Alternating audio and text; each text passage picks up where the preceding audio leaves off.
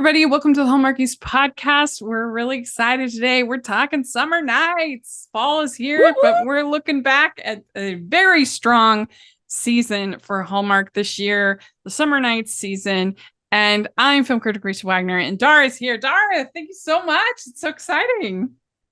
Rachel, back. thank you for Yay. having me. I know it's been a long time, but we're here and I'm hyped because Summer Nights was amazing. So I'm very, very excited to talk with you about these movies. It really was. And it is crazy how time flies because the last time you were on the podcast was during a Christmas recap in 2022. Isn't that wild? That is really wild. Wow. Yeah. 2 years ago. That's crazy. That's crazy. The time. Yeah. I'm going to see what movies we were talking about. Oh my gosh. Yeah. That, no, it wasn't Christmas. It was, actually, it was 2022. We had you on for the Summer Nights recap 2022. But we will not take this long to have you back. It won't be another 2 years with Summer Nights. We can't do that. Yes. This is great. Oh, yeah. Wow. But a lot's happened in 2 years. Yeah, this isn't the truth. But how do you feel? I mean, we said that we think this was a very strong lineup. How have you felt about 2024 in general for Hallmark? This is a struggling year. I ain't gonna lie. I'm a passenger on the struggle bus is packed and strong, and it's just I'm holding on for dear life. But the Summer Nights lineup kind of I feel like was the breath of fresh air and the resuscitation that we needed. Because I thought that was what was Passport to Love. I thought that was going to be it, but that had more, in my opinion, more misses than hits. Yeah, so agreed. I'm grateful for this summer night. I was like, thank you, Jesus. I really liked, for the most part, I liked the Jane Austen month. I'm a big Austenite, so that was an easy win for me. But I still say that this group of 5, I do think is stronger as a whole than Jane Austen. Agreed. Month. Yeah. Agreed. I think those two were my because I was doing the numbers, and when I averaged my ratings, those two lineups were the two strongest out of no question. all of the other lineups we've had this year. So yeah. I agree. My favorite, it's still probably my favorite probably An American Austen is still probably my favorite. I really liked that one. It was so strong. Yeah, like that was really a theatrical. Good. I felt like that was like a theatrical release movie, in my opinion. Like that's what it felt like to me. I agree. So strong. Yeah, it was really, really good. Ho, ho, ho. We'd like to take a second and thank our sponsor for this episode of the podcast. It's the Hallmarkies Patreon. Do you love Hallmarkies podcast, especially at Christmas? Do you enjoy the holiday previews, recaps, interviews, and bonus episodes? If the answer is yes, please consider supporting the Hallmarkies Patreon. We need your help to do what we do both during the Christmas season and all year round. But not only do you help a podcast led by strong, independent women by becoming a Patreon, you get to become a part of the Hallmarkies family. Starting at only $2 a month as a patron, you will have access to our Facebook Patreon group where we talk about the movies, shows, and more all year. We also have many monthly patron watch-alongs with guests like Lacey Chabert, Natalie Hall, Paul Campbell, Mary Lou Henner, and more, giving their behind-the-scenes details of their films. As a patron, you also have the chance to provide input into the podcast and even join us at different tiers. So this Christmas season, spread some cheer to the Hallmarkies Patreon and become a member today. You won't regret it. Go to patreon.com/Hallmarkies to learn more. That's patreon.com/Hallmarkies. Well, let's dive in. Let's talk about these 5 movies. And the first one is Junebug. And this was on the 3rd. And it stars Erin O'Connell and Autumn Reeser, director David Weaver.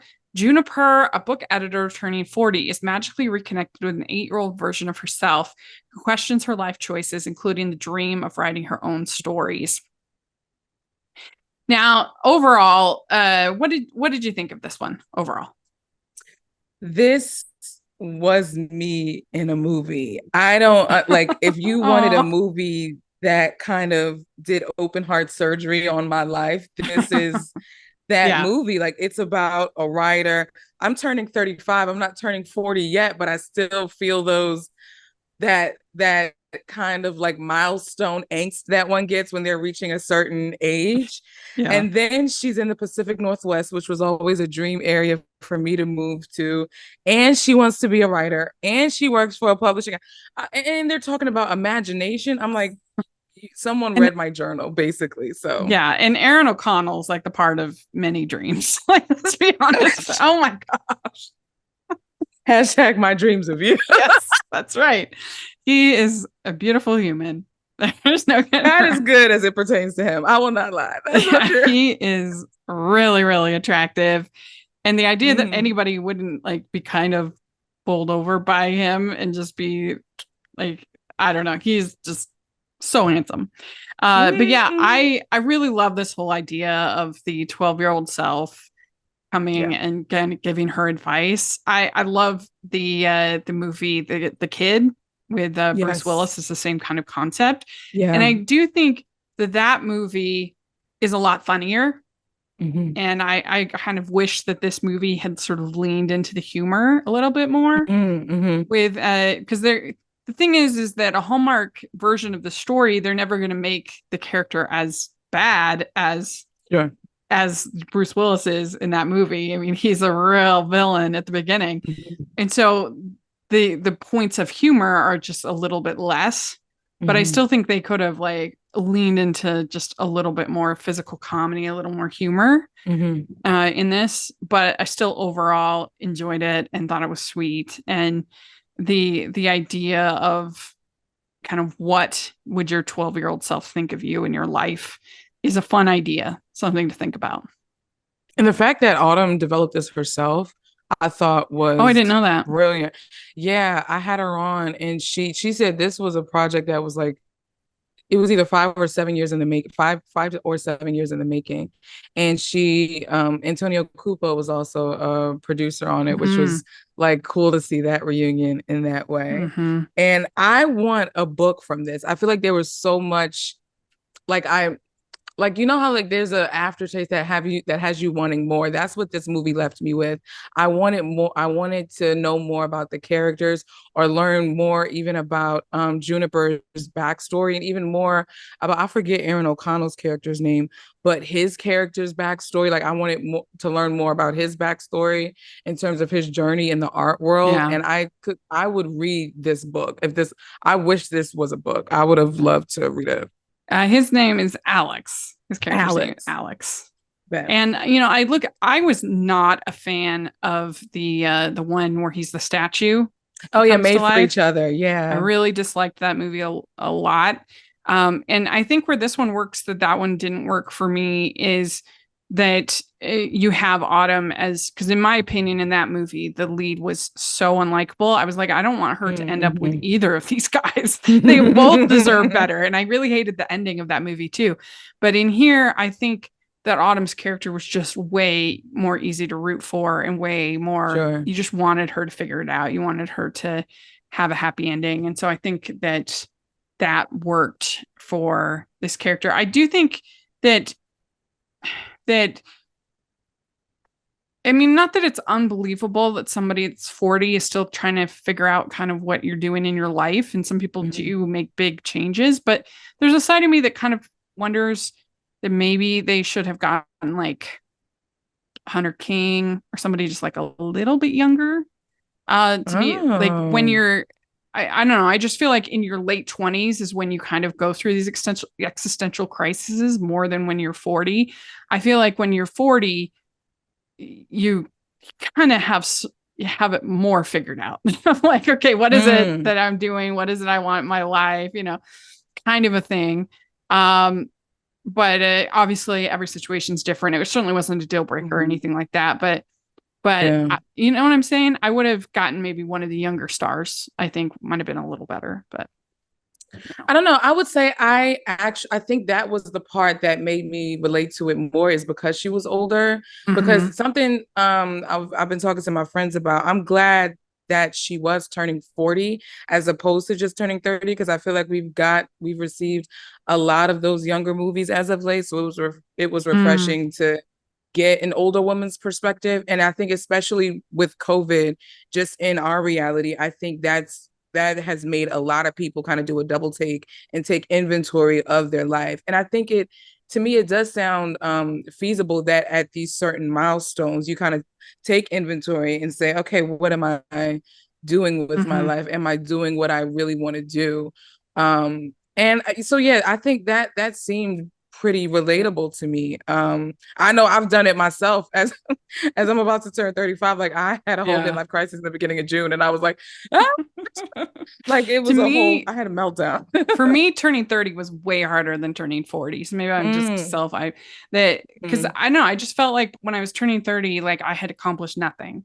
Like at the time, I didn't have the podcast, I didn't own a home, I didn't and at least at 40, I could say like, okay, I'm a film critic at that point, like I had like something to kind of, because I don't have kids, I'm not married, kind of a thing. I don't have like personal milestones to think about. And, but yeah, I mean, everybody's different. And it was, like I said, not a deal breaker or anything like that. Yeah. But what do you think? Do you think that the 12-year-old version of yourself would be happy without getting too deep in it? Do you think the 12-year-old version of yourself would think you're cool? Genuinely, my 12-year-old self, that's so hard, because even now it's still hard for me to grasp exactly what is like the definitive thing of my life. And maybe the definitive thing is that there isn't one, Yeah. And so I think my 12-year-old self will probably be like, oh, you've had some pretty cool experiences. I definitely, because she didn't know what she wanted to do then. And like, I didn't know I went into college undecided. Like, a lot of my stuff is me just flailing along, letting the wind take my boat along the water. So to answer your question, I think she'll be like, oh, you've had some cool experiences. Let me see how this movie continues to play out. So what about you? Yeah, I think for me, I think she would think it was pretty cool that I was a critic. She would think that was really cool, because I always loved critics and reading and watching and criticism things. She would think that was super cool. And and theater criticism as well, because I always loved the theater. I think I would be definitely surprised that I was not married, because I think I just thought everybody got married. Sure. Like I was very naive. Sure. Yeah. About, well, of course I'm going to get married. Everybody gets married. Yeah. But yeah, I hear you. So I do think that it defies logic that he would not be at least a little bit upset that she ruins his mural. Like, you would think you would think that he would just be like, hey lady, you're just, come on. And I think that would have also it could have been like a fun sort of enemies to lovers kind of meet cute sort of thing. That's what I was you took the words right out of my mouth. I think that would have added even more like beautiful tension in the beginning, and then seeing them cool out on each other as the movie goes along. Because I was like, okay, that's not realistic, in terms of he's just like mad chill about it, with her just literally ruining the whole thing. It defies logic. Even if he didn't like it, that he would just be like, oh, who cares? Right, like he was way too flippant. Like, it was just it was too lax. I agree. I completely agree with that. But one little thing that I really enjoyed is they have sort of a like makeover sequence where they're getting ready for like the date, whatever. I love the fact that they did it for both of them. He gets the makeover, she also gets it, and because usually only see it on the part of the girl, in these kinds of movies. But I just love the fact they were like, okay, let's clean him up too. And when he said, no, you've inspired me, I clutched my pearls. I was like, that's one of my favorite scenes of the movie. For sure. It was really good. And there were some funny spots where they captured that she's talking to this little girl, but everybody else around her's like, who are you talking to? Like, that was so like funny. she's out of her mind. And I love the barista, how she that scene when they were out by the mural and she was like, I know a really good therapist that I could recommend to you. Like, that was good. I love the barista in that movie. She was really cool. And I recognize her from Hearts in the Game as well, with Erin Cahill and Michael Grazzini. She played Erin's like assistant or whatever. But yeah, she was cool. Funny. She was good. Mm-hmm. So, and the little girl was cute. Sugar Cookie, loved her. I thought she was perfect. Yeah, she was really good. And David Weaver, I mean, he's one of the most reliable Hallmark directors. He has very few misses. He's got a couple, but not many. And so very reliable. And what else has he directed? Let me find him. I've got him listed. But he did the Raise a Glass to Love, which I enjoyed. Recently did Operation Nutcracker, which I enjoyed. Oh, I still haven't watched it. Sweeter Than Chocolate. Oh, so say good. Less. Love that movie. Royal Runaway Romance, which was a million times better than it had any right to be. Playing Cupid. It's beginning to look a lot like Christmas. Oh, wow. Christmas Town. Wow. Bottled with Love. Yeah, he's great. You could have stopped with Bottled with Love. That's in the Hallmark Hall of Fame, in my opinion. Yeah. Oh my gosh. Yeah, he's really good. He's really I'm gonna raise a glass to David Weaver. Yes. So we give out of 5 crowns is our system. So what would you give Junebug out of 5? Oh, this was a 5. This was like Dara, and like it would be inauthentic for me to give it anything less than a 5. So absolutely a 5. Yeah, I'd probably give this like a 4.25 or 4.5, something like that. Because I think it could have been like a little bit funnier, but I still really enjoyed it. It was very solid. Yeah. So then on the 10th, we have My Dreams of You. This is Skylar Samuels and Kapil Talwalkar. Director Kevin Fair, who's done like a ton of The Signed, Sealed, Delivered. And it's Grace has recurring dreams about a handsome stranger named Michael due to a mix-up in Dream Central.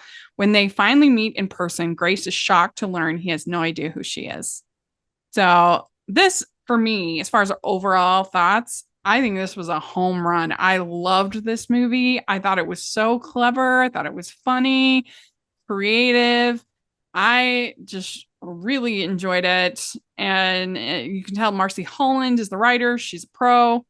And I don't know, I just thought it was really good. It was really, I loved all of the Dream Central stuff. I loved the neurotic Dream Central lady. Yes. She was so good. Allura is her name. But she was great. I loved her. And it just overall, I just think it was very, very entertaining. I echo your sentiments. This is one of the most, if not the most innovative. I still think Ghost of Christmas Always is like the most innovative Hallmark movie I've seen. This one is right up there with it. It's so creative. Yeah. I want more movies from Dream Central. And I like with different plot lines of how the dreams could go awry in other ways, instead of just romantically, like how the other dreams could go awry. Maybe someone has the wrong career or something. I don't know. But like Allura is by far going into the Character Hall of Fame for me. Like that wide-eyed, bushy-tailed, like when she tasted pie and when she that pulled on my heartstrings. Like this, I love the whimsy in this. It's just sheer whimsy, and I enjoyed it much like you. Yeah, definitely. I feel like you have to be like pretty cynical to not find some enjoyment from this. Agreed. Like, I haven't listened to their episode, but my friend told me that even the Deck the Hallmark guys liked this movie. So, oh my gosh, unbelievable. So. But basically, it was a really fun little setup that they have they have these VHS tapes that run the dreams, and I loved it, the nostalgia of it all. And they get the wrong VHS tape in Dream Central. I loved it. So she's literally dreaming about this guy, Michael, and the whole thing of basically like because now fate has been messed up with, what do we do and how do they rework this whole situation was very clever. And like legitimately, I didn't quite know what was going to happen. Same, but I Yeah. love the ending. I thought the ending Mhm. was beautiful. It was like they ended at the beginning, and it was Yeah. just like that, which is poetic in and of itself. And Mhm. I love the journey that you went with them. And it was like a certain amount of time. Like it wasn't weeks, it wasn't a month. It had to have been 24 to 48 hours that we're with Alora and her guy, her boss, and then Grace and Michael. And it like I also love movies like that where we're in a like shortened amount of time, like Yeah. where it spans over a day or only over 2 days. Like I love, because I feel like that makes for more creative storylines and more innovative banter, in my opinion. So this just works. I mean, Well, it was just fun works. too because they at the end, Alora's able to say, "Oh, they just met on their own." Oh, sure, just on their own. Yeah. They just had what is And meant she to was be so will always invested. be. Yes. Oh, yeah. This was it. This was Mhm. it. And I it's really, funny enough. Mhm. sorry, I love their date that they go on. Their cute little, because she knows all the stuff about him, and Yeah. so it was just like a really, oftentimes because the Hallmark characters are like working together on something, planning the Good. festival or party or something like that, they forget like to go on a date in these stories. Mm-hmm. And this was so Yeah. fun. This date I really enjoyed. I was looking at my notes and I realized I was rooting for Alora, and like my heart was more so palpitating for Alora, Yeah. even more so than Grace and Michael. Like the Yeah. overarching story of fixing the dream captivated me even more than the romance. Like again, Agreed. just the innovation of the story in and of itself just captivated me, and I really Yeah. enjoyed it. Me too. And yeah, I really, because I remember feeling that way with Ghost of Christmas Always. I didn't need them to get together in that one. No, I really no, didn't. it was And so beautiful. yeah, and so this was kind of that. It was smart the way they did it because you were able. Really, the protagonist is kind of Allura in the movie. Right. Yeah, yeah, Correct. yeah. Correct. Oh, yeah. This one was cool. This one was cool. I liked that her boss tells her that Grace's boss tells her that you need to find a story worth telling. That was a Mm, nice kind of undercurrent of the whole thing. And here she's, mm. because she basically has like kind of a writer's block kind of a thing, and Yes. then when she keeps having these dreams, and Yes. and then she sees, oh, you're from my dream. Oh my gosh. And then she's lived because she's going on these adventures with this guy she just met.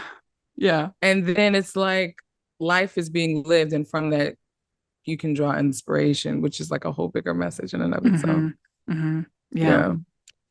So it was really good. I really enjoyed it. I would give this one a 5. I think as far as Hallmark movies, is it technically perfect? No, but for what we want out of these movies, I think it was very strong. Mm-hmm. Yeah. Yeah. Agreed. Yeah. Now I'm singing his praises, but I would give it a 4 because I do think there could have been more to me with Grace and Michael, because Alora just kind of like took over the whole show. And much like what you said, it could have been because she was the main character and not, even though Grace and Michael were the poster. Yeah, that's Maybe true. I went in, thinking they were going to be the Yeah. main when Alora was actually the main character. Mm-hmm. Well, one But thing also that's really fun about this movie is that so she's encouraging, the character is encouraging him in his music in the movie. Mm-hmm. And in real Mm-hmm. life, it's the same because if you listen to our interview with Skylar, she said that she actually heard Ekapil playing his music and said, "This is really good. You need to be part of the soundtrack." And he was like, "What? No, this is not good enough." And she's like, "No." And so so in real life, she actually got him the encouragement, which is kind of fun. That is cool. Mm-hmm. Thank you for that tidbit. That's really cool. Yeah. That's So that really, was really fun. cool. The cool, crisp days of fall are calling. Fuel up for them with Factor's no prep, no mess meals. Meet your wellness goals in time to go back to school thanks to the menu of chef-crafted meals with options like Calorie Smart, Protein Plus, and Keto. Factor's fresh, never frozen meals are dietitian approved and ready to eat in just 2 minutes. So no matter how busy you are, you'll always have time to enjoy nutritious, great tasting meals. Make today the day you kickstart a new healthy routine. What are you waiting for? With 35 different meals and more than 60 add-ons to choose from every week, you'll always have new flavors to explore.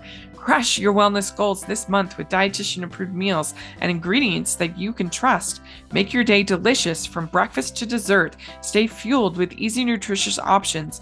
Treat yourself to restaurant-quality meals that feature premium ingredients like filet mignon, shrimp, and blackened salmon. Keep kitchen time to a minimum. Factor meals are ready in 2 minutes. No shopping, prepping, cooking, or cleaning up. Enjoy effortless support for your lifestyle. Choose from 6 menu preferences to help you manage calories, maximize protein intake, avoid meat, or simply eat well balanced. Head to factormeals.com/Hallmarkies50. Use the code Hallmarkies50 to get 50% off your first box plus 20% off your next month. That's code Hallmarkies50 at factormeals.com/Hallmarkies50 to get 50% off your first box plus 20% off your next month while your subscription is active. So next we have A Costa Rican Wedding. This was on the 17th. Rhiannon Fish, Christopher Russell. Julianne Wimbles is the writer. Colin Theys, director. A klutzy maid of honor gets help from her handsome nemesis when things go awry at her best friend's Costa Rican wedding. These descriptions crack me up. He's always handsome. He is always handsome. Whoever he is always handsome. Yeah. I kind of feel like Christopher Russell is Hallmark's answer to Glenn Powell. How do you feel? Right? Noted. Don't they have like a similar swagger, similar, Okay. Yeah. I can get into it. And Christopher Russell had a lot for a while that were really bad.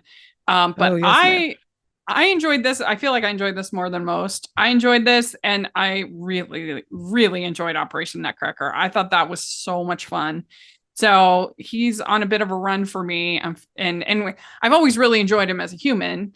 I enjoy almost all these people, but I really loved him he was so much fun on the podcast when we've had him on. But he's great. But he just had some ones for a while that I wasn't that big a fan of. Sure. This for me, I mean, maybe it's because I had Glenn Powell in the mind. This is practically the same movie as Anyone But You, except for it's not R-rated. I mean, it is so similar. So I don't know if you saw that, but Anyone But You, I've heard of it. Anyone But You, they both go for a friend's wedding. It's her sister is getting married. Anyway, they're both there for a wedding. They both have all these shenanigans that happen on the island. They both get lost, is her point. They both it's just very similar. Yeah. And I guess for me, I thought they had really good chemistry. It was enough escapism, and it was enough pretty, and it was enough, that it was a nice summer movie. And I thought that it was legitimately funny. It was just basically everything that I want out of a movie called A Costa Rican Wedding. This delivered for me. Agreed. Yeah. Agreed. I feel like this was in place of our annual trip to Hawaii that we always take every summer. And so now it's we're going to Costa Rica this summer. And much like what you said, this felt like this was our summer destination movie. And I think it delivered. I love Rhiannon and Chris together. And I want to see them again in another context. This just worked for me, both of them. I enjoyed them together in this one. And I love the locale too. It was beautiful. I've never been to Costa Rica, so that was my first really time seeing it. Yeah. I mean, there were a couple things that were head scratchers. Why does she make a smoothie for her best friend using pineapple? Wouldn't she know that her best friend is allergic to pineapple? Yeah, some of the she was just too clumsy. I don't know. I think it just got at points that got in the way of the movie how clumsy she was. And and it was only like in micro doses did it take me out, but it still took me out in certain points where it's like, all right, y'all, we get it. Like, she's clumsy. Like, you don't gotta reiterate, just, you know what I mean? So yeah. I mean, it's not even that she's clumsy. Like, that would be one thing, but why in the world would you entrust this person that behaves this way with these like precious rings? Like, when everyone you knows. never would. Everyone knows that she's like, she has this eccentricity about her, is that she's clumsy. So then I was like, why would you entrust her of all things with the rings? But there were some funny, like when she drops them in the Jello, you know, that was funny. And the whole thing with the monkeys was fun. And and then when the whole thing with the snake, that was a pretty good scene. My friend, who's a seasoned traveler and knows his animals very well, he was like, that snake is harmless. It won't hurt anybody, but it worked for me. It did. And I listened to Rhiannon's interview on another podcast, and she mentioned how the monkeys were just around. Like, they weren't like they kind of were in the environment of the monkeys, and the monkeys did whatever they wanted to do, and then they just responded to whatever the monkeys were doing, which I thought was really, really cool, that they didn't feel like they had to control the wildlife to a certain extent, and they just let it be, and then responded to it in real time. And she also said that anytime that any person, her or Chris, tripped in the movie, it was real, like because of that's funny. the nature of the ground. Because there were a couple times that I watched the interview before I watched the movie, and when I saw it, I was like, oh my god. And it went in seamlessly because of the nature of the movie, so I thought that was fun. And there were some pretty romantic scenes for a Hallmark movie, like that. Talk about like it. at the waterfall, getting pretty.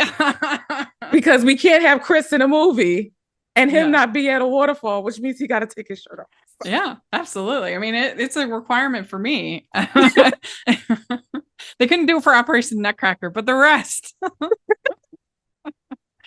They were like that declaration of love, or like in whatever you want to call it. I thought that was beautiful, well played, and it was so good. I loved it. You mean Camille and her girlfriend?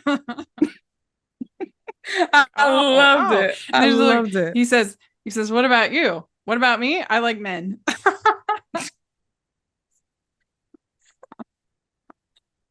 That was really good. No, but I like it was wonderful. It was a nice movie. Yeah, and she says they have like a little kiss there. And it was nice. And then he says that she says, I choose myself. It's just to things. And then he says, I would choose you 100 times over. I would choose you. It was really nice.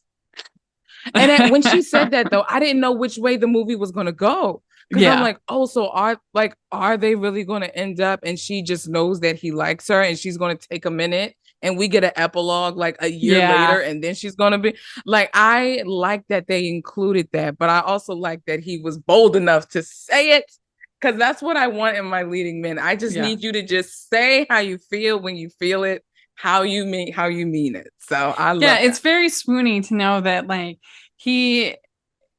I think he was kind of suffering in his love for her, like just watching her be with these other men, and it's like I was just reading by Terry Wilson. It's called My Man of Honor. It's a really good little book about it's about this woman, she gets left at the altar, and her man of honor is her best friend Henry, who they've never been single at the same time. They've always been with other people, but he's single, she's single, and of course she's like super upset after getting left at the altar, and he's like there to comfort her. And you learn out that he's been like suffering all this time, seeing her with all these other people, and she's about to get married, but he's trying to be the supportive friend. Like there's just something about that trope, that archetype that is so swoony. It's so romantic. You know, it's a friends to lovers thing, but it's so good. Is she the same author who wrote Once Upon a Royal Summer? Yes. Yeah. Okay, I'm getting that book then. Yeah. I've never heard of that one. I'm getting that one. It's really good. I loved Once Upon a Royal Summer. That was yeah, really good. And so, and it's part of a trilogy of wedding. I think she calls them. I don't know if it's Wedding Veil or Wedding whatever. Anyway, I've read 2 out of 3, and I enjoyed all those 2. But yeah, something about that. What do you call it? Like the longing. The longing. Is it unrequited? Is the unrequited love? Yeah, the longing dude is like super, super good. I love that. Very romantic. And so then they managed to pull together the wedding. It's not going to be easy, but it's going to be worth it. And then we get a big kiss, and then the friends are like, "Hey, we're up here. There's only one wedding going on." Right. And I like, what did you think of the B plot? Like the B plot line of the mother kind of taking over the wedding, or at least trying to with her friend. Like, what did you even care about that B plot line at all? Or I thought that was I didn't take any notes on that, but I thought it was like serviceable. Yeah. For what needed to be done. Yeah. You know, it all worked. Yeah. I was just it was tricky for me because that's one of my least favorite when it comes to wedding movies, is the mom that takes over everything. So I was kind of walking on eggshells during a lot of that part. So I'm grateful though that like Christopher and Rhiannon and like their characters, they really were so strong that it didn't, by the end of the movie, I wasn't damaged as much. Yeah, it wasn't like in that made for each other movie where the mother was just unhinged. Yeah. Or the Greek movie with Troy DeVito. Terrible. Oh my gosh. Terrible. That one was oof. Yeah. Yeah. So I would say this one is funnier than Junebug. Like it leans into the humor a little bit more. I agree. So I would give this like 4.25 or something like that. I really enjoyed it. I gave it a solid 4. Like it's a solid summer Hallmark movie in my opinion. Yeah, solid, maybe I would give Junebug actually like a 4 and give this one like 4.25. Yeah. But it was really fun. Okay, so then we have The Magic of Lemon Drops, and I already talked about this a little bit on the podcast with Terry. We did our ranking of the rom-comathon that they did. We did it. So we already talked a bit on the podcast, but this is on the 24th as Lindsay Finesca, Ian Harding, Tracy Andreen writing, who's a legend. She's amazing. And director McLean Nelson. When Lolly's Aunt Gert gives her 3 magical lemon drops, she gets to experience what her life would have been like if she had made different choices and lived those unfulfilled dreams. And this one is based on a book called, I think the book is called The Magic of Lemon Drop Pie. Is the book? Yeah, the Magic of Lemon Pie. Yeah. Yeah. And I said it before, but I really enjoyed this. I thought that all of the different alternate realities were really well done. And especially when it seems to be like, it just hits that button of like Hallmark heroine who gets to see her dead mom again. Like that's an easy button to press for me. Like like this wasn't quite as good as Taking Me Back for Christmas, which is an all-timer. But that really works. That thing of seeing somebody that you are missing so much. And so yeah, I overall really enjoyed it. What did you think overall of it? Ian Harding can do no wrong. He was my main reason for watching this movie. I'm not even gonna lie. However, Lindsay Fonseca, the only other movie I liked of hers was North to Home. I really didn't like her Where Are You Christmas movie with Michael Rady. That one didn't sit well with me. So this one was by far like super redeemable from that one. I loved how I feel like when I saw this movie, it kind of it was like, okay, the theme for summer was magic and whimsy. Between this one, Junebug, and My Dreams of You, I felt like they were on this whimsy, imaginative kick.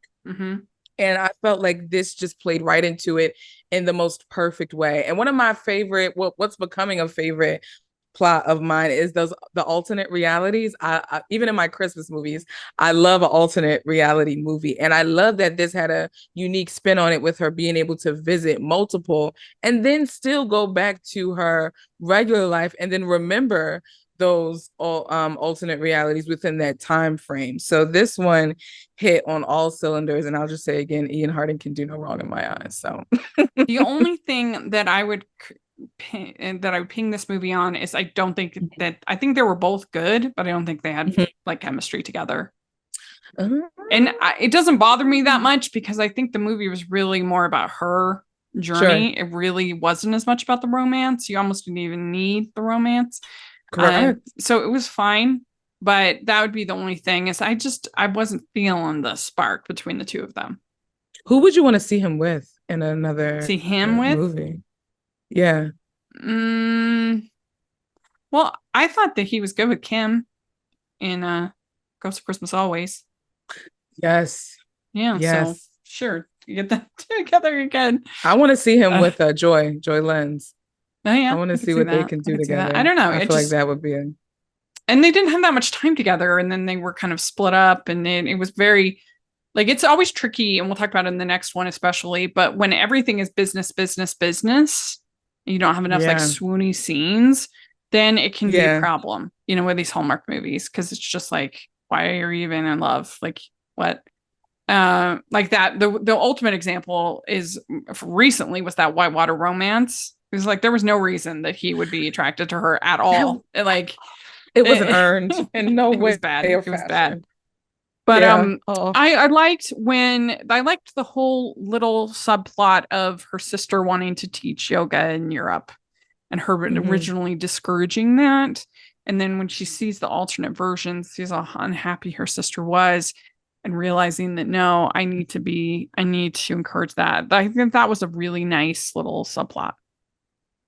I also liked that while she was like the fruit pops were getting like it was they were thriving in a sense with her friend Eve.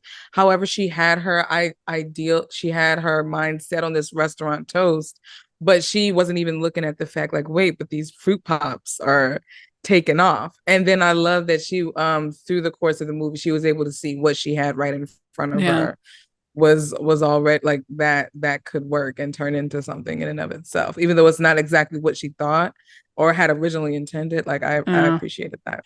Well, I also liked the fact that she basically learned in the end that the diner really wasn't that important to her mom. Which was she had thought that, we need to keep this for mom, but she learned from her mom that it actually wasn't that important to our mom. She only did it because it was important to the dad. And so she's able to kind of let go of the diner. And because sometimes in these Hallmark movies, it's interesting because they set up the bad man of business, a lot of these, the selfish guy but the odd thing is that in a lot of those movies is the heroine is equally obsessed with business. It's just a Hallmark approved business. It just is whatever, bakery shop, like whatever, and the idea of selling this, what is, a material possession is like so all encompassing. And I get that those things have value and certainly sentimental value, but it's just ironic to me sometimes that we see like these villains basically, and yet what has our heroine I never thought about that. Been focusing on the entire story is on business or her house, kind of a thing. And so I thought that was kind of a clever take on this, that she learned that, oh wow, this thing that I thought was so important actually wasn't that important, and like the relationships are what are actually important with her dad, with her mom. It was a lot of letting go. I feel like that was the theme. Agreed. Yeah, that was really nice. And you can see, I think, Tracy Andreen, her work on the script. She's just such a good writer that I'm sure I haven't read the book, so I don't know how much it varies from the I book. want to read the book. Yeah. This makes me want to read the book. Mm-hmm. The whole drop which she spends with her mom was just so good. Oh, that was perfect cinema. Yeah. Cinema. Yeah. I loved it. It was it's so like beautiful. I say, evidently, like talking to dead moms, that's that's an easy button to push for me. You want to get me invested in your movie? Have a scene where you talk to your dead mom. And my mom, thankfully, is living. I can't even imagine, like when we were talking about with Terry, her mom has passed. Like, oh my gosh, you'd be an emotional wreck. That's probably why it was so solid too, because she was able to draw from personal experience, maybe. But like, my favorite scene within that segment was when they were having the picnic, and then I forget Ian Harding's character's name, but it was almost like they had this kind of teenage daughter mother moment because of her, having feelings for Ian. And then she was like, oh, Mom, I'm so embarrassed. And the way she kind of plops herself back on the picnic blanket, and then they both stare up or sit and kind of look at each other. Like, that was just such a tender, heartfelt moment. And it was done beautifully well. It was so beautiful. Yeah, it was really good. And I also like the fact that like each of the days is like a viable option, like of something correct that like she wasn't demonized for becoming the hard worker and Michelin star, the kind of thing. She was just kind of presented as this is a life that you could have if you want it, which I like. And so aside from, like I said, the chemistry was just, I wasn't really feeling it. Aside from that, I do think, and I liked the end when they like kiss off into the pier. Like, that was fun. Yes, my mom texted me immediately after. I didn't even know she was watching it, but once the dog came in and the credits were rolling, I immediately got a text. That push was hard. He seemed like he had an attitude. And I immediately called her and we started talking about the movie. I thought that was so cute. It was so really cute. Fun. So I'd probably give this like a 4.5. Yeah. Yeah. This was a 5 for me. This one worked. It worked. It worked. I'd like to take a second and thank our sponsor for this episode of the podcast. It's Harpeth Road Publishing and author Terry Wilson and her new book, Christmas Charms. This is a delightful holiday read that you can get in the Christmas spirit now in September. Ashley James is supposed to be having the Christmas of her dreams. After 4 years of working at an upscale jewelry store in Manhattan, she will finally get a little velvet box of her own, and she knows exactly when. Her boyfriend Jeremy is taking her on a romantic trip to Paris. What could go wrong? Pretty much everything. A gorgeously festive Christmas story from New York Times bestselling author Terry Wilson. It will have you reaching for the candy canes and sugar drops. You can pick up Christmas Charms wherever you purchase your books, online or in person, and you can use the affiliate link below and go to Harpeth Road for more information. That's harpethroad.com. The last one is Head Over Heels. This is on the 31st. It stars Rebecca Dalton and Olivia Renaud. Director Samantha Wan and writer Ricky Castanda and Megan Hocking. Addison's dream comes true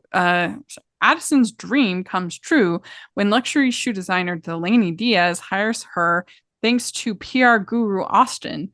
But will she be able to achieve a work-life balance while also considering a new romance? So I take it that this is the one that also didn't really work for you. It also didn't really work for me. This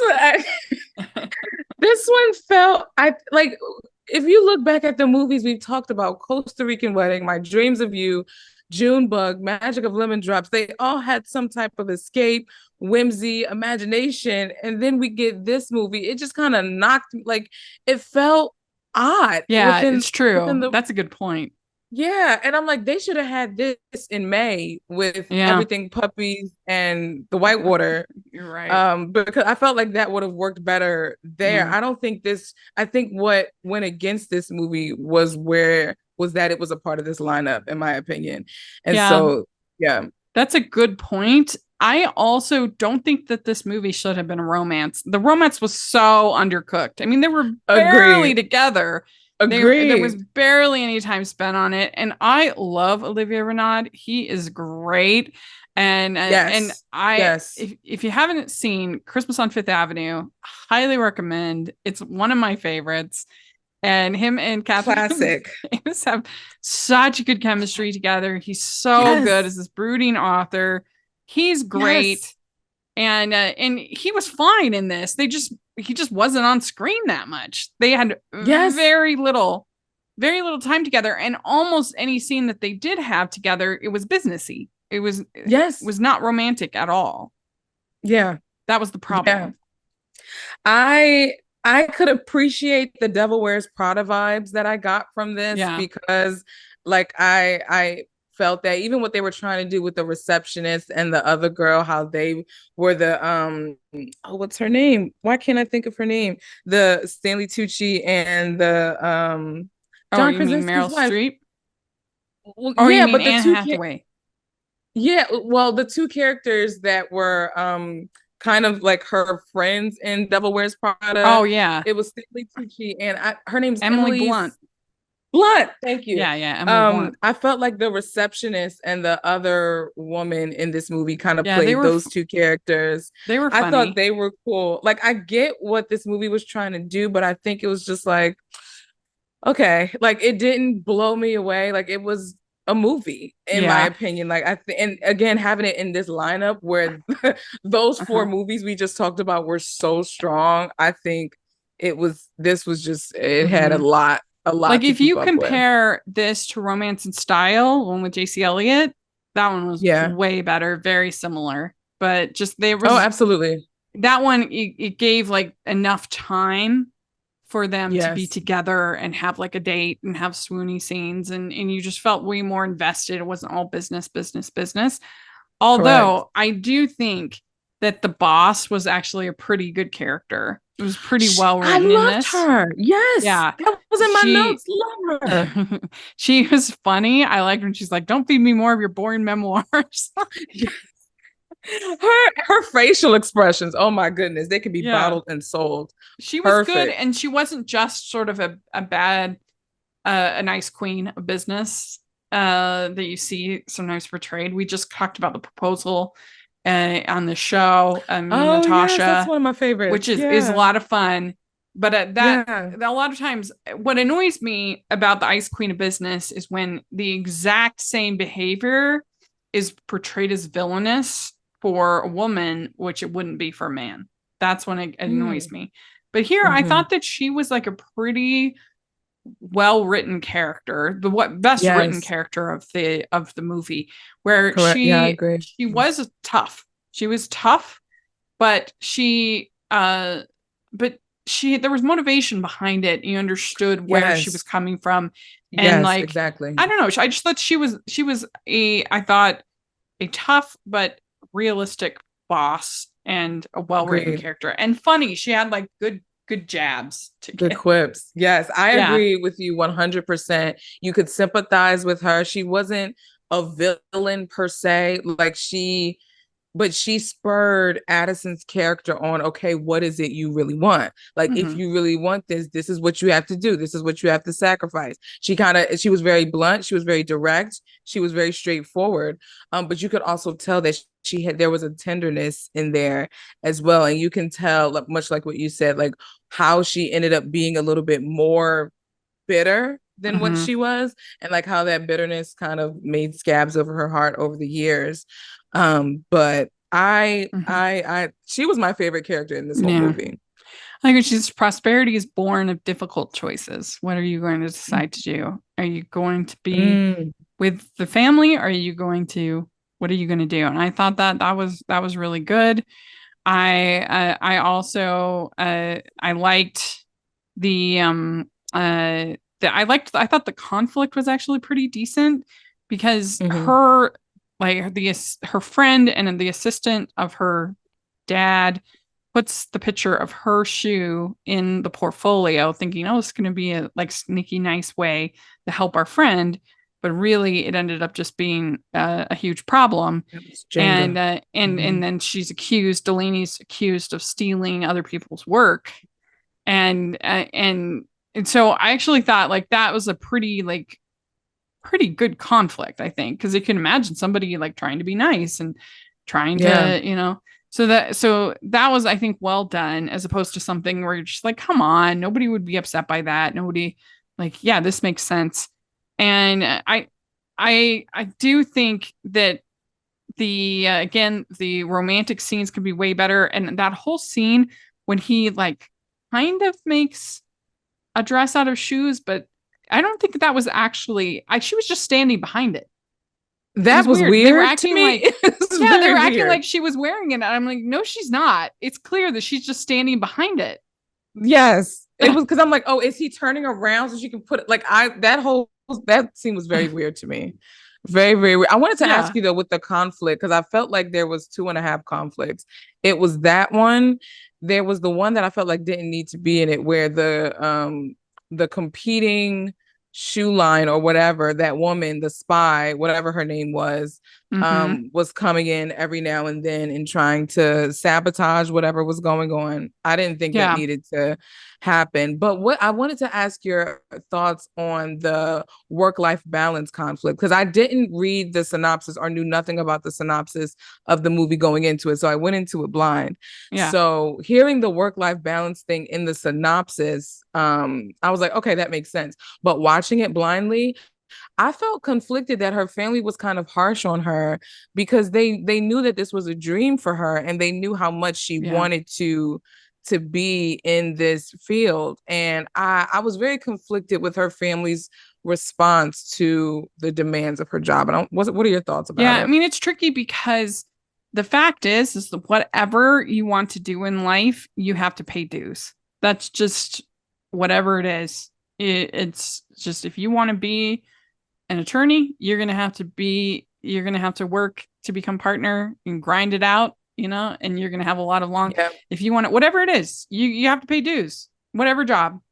I mean, unless you are just insanely lucky. And usually the people that we think of are insanely lucky have actually been paying dues for a long time. We just haven't seen it. Like they say that every overnight sensation on Broadway is 10 years in the making. Exactly. Exactly. It's true. It's the same thing with publishing. You think, oh my God, it's this overnight sensation that they've been trying for forever.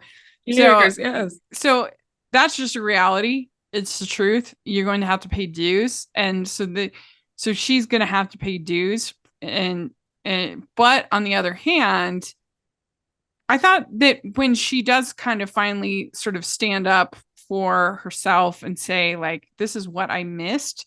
And then, like, I can't remember exactly what Delaney said, but her response was actually fairly nuanced for this kind of, I'm trying to remember what it was, but basically like, this is, you have to make tough choices, and I'm sorry about that. And so I actually think like the movie handled that pretty well. My problem with this movie, and it's just not very interesting. It's just kind of boring. Watching people work late nights and like business is just kind of boring. It's just not that exciting. And so, like, while there were individual moments that I enjoyed and individual characters, it was just kind of boring. Yeah. That's the problem. Especially because of the 4 movies we saw before this. Yeah. Like, you can't end the lineup with something like this. Like, I wish this was before Magic of Lemon Drops. Yeah. And that Lemon Drops ended the lineup. But they just spent too little time together as a couple. Yeah, and it wasn't believable. It wasn't like funny enough. It wasn't it was watchable, it was fine, but it just it was just a little boring. It just was. Yeah. It was a movie. I also don't think the shoes were like Carrie Bradshaw worthy. Like, they were acting like these shoes were something that like would be in like Sex and the City or something. Not quite, No. Well, even the ending was mad cringe for me. Like the the both of them walking on the catwalk and then her spotting Olivier's character, like that whole scene, that whole interaction from that point on, I felt embarrassed. I don't know what, like that was just like, oh God, no. It felt very weird and cringe for me. And that brought the movie down actually. To me, I don't. Yeah, all that said, I do think this is probably Rebecca Dalton's best Hallmark movie. I got that in my notes. I said, it's definitely better than Falling Like Snowflakes, which we just got, which was boring. It's definitely better than Christmas by Design. And the dog dating. Oh, the dog one was like that. Guide to Dating. The Dog Lover's Guide to Dating, the Dog Lover's Guide to Dating, where she had like an actual eating disorder that was like her quirky attribute. I was like, no. She's like, I only eat like one little bar, and then I give the rest to the dog. Like, what? No, that made me so mad. It was bizarre. I wanted to shove a bagel in her mouth. Like, why is this her quirky attribute that she doesn't eat? Like, that's not charming. That's bad. Not at all. It was bizarre. So, way to go. Your best movie. I want Olivia in more movies though, because I want people to see what we saw in Christmas on Fifth Avenue. Watch Christmas on Fifth Avenue, but we got to get another one with him in it, because people need to, like, he's really, really good. He's really, really good. Really, really, really good. And so I mean, I'm excited that he's been in 2 Hallmark movies this year, but I want them to keep using him, and I hope they get better, because they were both kind of Agreed. Yeah. So agree. There we go. That is, I mean, so I would give this one 3 crowns. Exactly. Same. Ditto. Yeah. So there we go. Yep. Well, let us know what you think of these 5 movies. I feel like the internet were less high on Costa Rican Wedding than we both were. So I'm curious for the feedback, the comments. Let us know what you think and how you would rank them of these 5 movies. But a good little run for Hallmark. Way to go. And makes us look forward to fall, and of course, especially to this Christmas season, and Hallmark Plus coming up. So that's going to be fun. You're going to be busy. Yes. Oh my gosh, we're going to die. We're going to be so busy. But next week we're going to have recaps of Chicken Sisters. So lots of fun stuff coming up. Yeah. Yep. And we'll also have a recap of both of the mysteries from August coming up. So check that out. And thanks so much, Dara. This was a blast. And we won't wait 2 years to have you back. No, man, we can't do that. We can't do that. So if people want to follow your content, how do they do that? Yes. So I am Dear Hallmark. That's DEAR Hallmark on Instagram and YouTube. I would say Facebook, but I'm not going to lie. I'm not on Facebook as much, so I'm not going to play that. So just YouTube. And also the podcast is called Dear Hallmark as well, because some things that I review on YouTube, I don't review on the podcast, and vice versa. So it'll be good to subscribe to both. Yes. So I'll have all that information in the description. Y'all should definitely check it out. And you can find me at Rachel's Reviews, all over social media, iTunes, YouTube, and on Rotten Tomatoes. So check that out. Also, make sure you're following the podcast, Hallmarkies Pod and Hallmarkies Podcast, all over social media. And if you are listening on iTunes, please leave your ratings and reviews. We really, really appreciate that. 5 stars. It really helps us a lot. And if you are watching on YouTube, please give the video a thumbs up and subscribe to the channel. We appreciate that so much. We also have our Patreon group, which is the biggest way you can support us, and you can be part of watch-alongs. Like we've had Catherine Davis on the watch-along. We've had Tracy and Dreen. We've had tons of fun people on these podcasts, on the watch-alongs. So check that out. We have a fun one coming up where we are going to have Chrissy Miller, the head of programming at Up TV, is going to actually be doing it's going to be Q&A for September. So you get to find out all the backstory of what goes into these programming decisions. It's going to be super cool. So join the Patreon and the merch store. Lots of fun designs for fall. Lots of fun stuff going on there. So check it out. And thanks so much, Dara. This was a blast. And we'll talk to you later. Rachel. Bye. Bye.